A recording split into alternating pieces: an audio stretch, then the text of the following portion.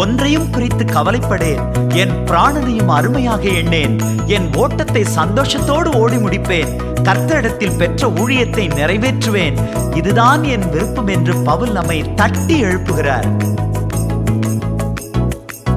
ஓட்டத்தை ஓடி முடிக்கணும் தம்பி, ஊழியம் நிறைவேற்றணும்.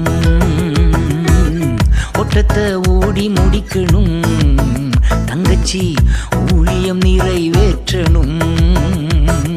கர்த்தரையே முன்வைத்து கலங்காமல் மகிழ்வுடனே, கர்த்தரையே முன்வைத்து கலங்காமல் மகிழ்வுடனே ஓட்டத்தை ஓடி முடிக்கணும்.